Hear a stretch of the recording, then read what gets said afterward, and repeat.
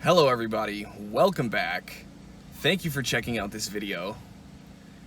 Today I am going to continue my talk on language. I'm going to share some of the words and phrases that I no longer use. I'm going to give you the reasons why I don't use them, and I'm also going to share the replacement words and phrases that I use now instead.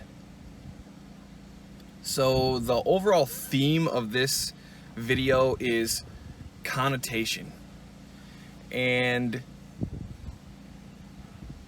connotations of words are sort of the shortcut that we have developed. Specific words and phrases, in fact most all words and phrases, have an underneath, a subconscious understanding that is shared between the two parties. And what that does is it allows us to shorten our dialogue. It's not necessary to say so many words because we share an understanding of what the words actually mean underneath. Here's the reason why that's been so important for me and so successful for me in overcoming this anxiety and depression. The frontal lobe is in charge of a lot of the language function of the brain. It's also in charge of mapping out our future actions and finding the most successful path ahead.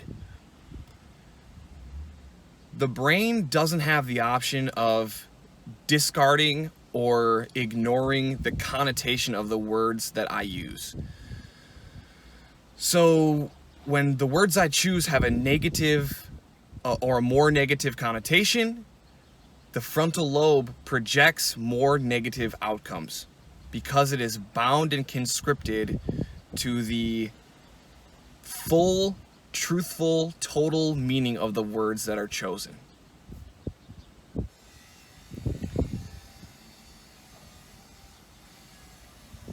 So the first phrase that I no longer use, or I do my best not to use anymore, is "I'm sorry."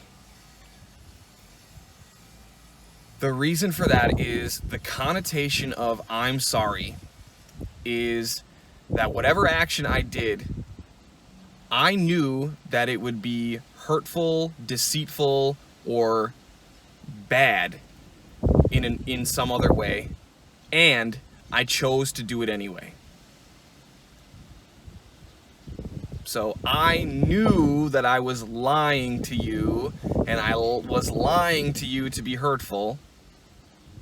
In that instance, I should say that I'm sorry. Now, it's important to understand that not every mistake that a person makes, despite the fact that it may be hurtful to the second party, is done on purpose with the intention of being hurtful.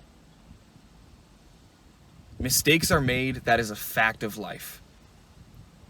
The most important thing that I can do is learn from my mistake and make a plan for it to not happen again. That way I'm accountable not only to the other person, but I'm accountable to myself. So my replacement phrase is "my bad," or something along those lines. It acknowledges that a mistake was made,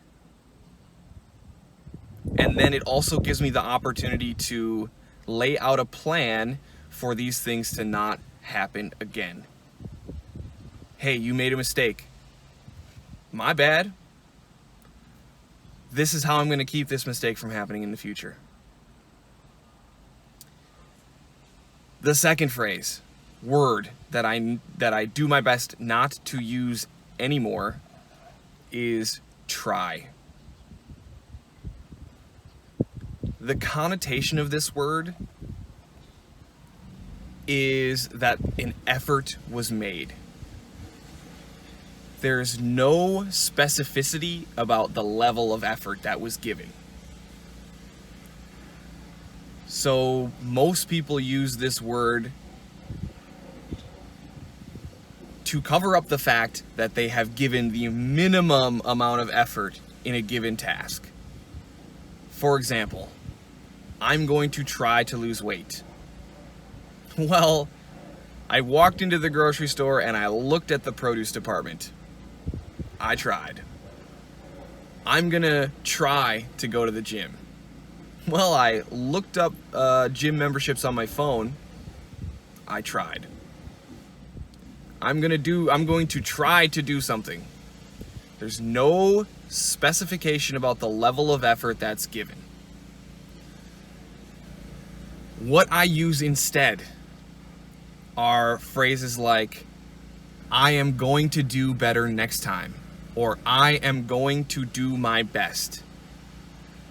Now, the reason this is better is because it gives a specific level of effort that I'm going to put into whatever task this is. I am going to do better, meaning that if I was only able to give this much effort, next time I'm going to do better, I'm going to give this much effort. I'll give another example. I've been going to the gym steadily for a week. I'm going to try to do the same next week. I'm here. I'm not specifying whether I'm going to be here or I'm going to be here. By saying I've been going steadily to the gym for a week, I'm going to do better means that I have to beat that previous expectation. I have to go farther. I have to give more effort. I have to challenge myself to grow.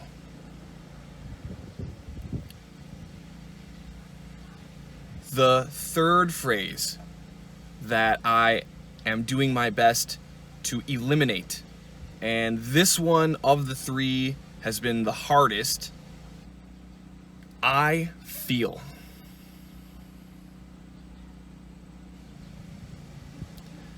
Now, the connotation of this is that as soon as my body reacts to something, I act upon that feeling.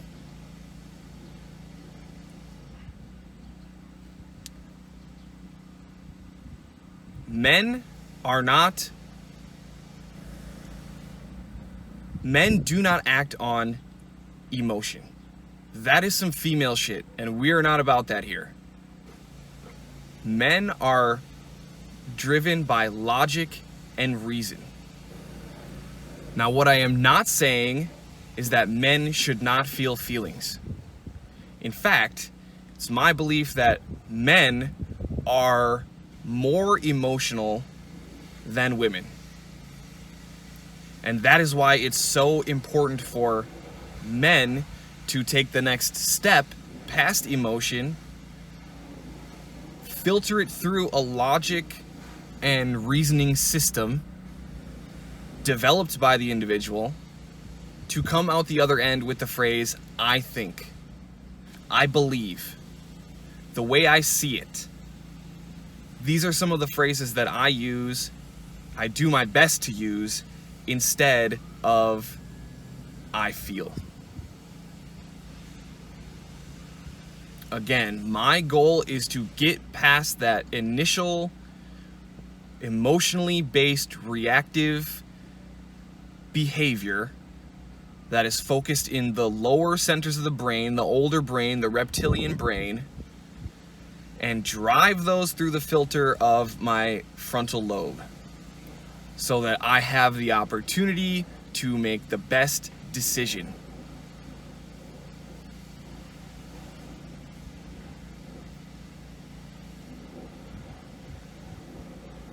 I know that there's more words and phrases that I will share.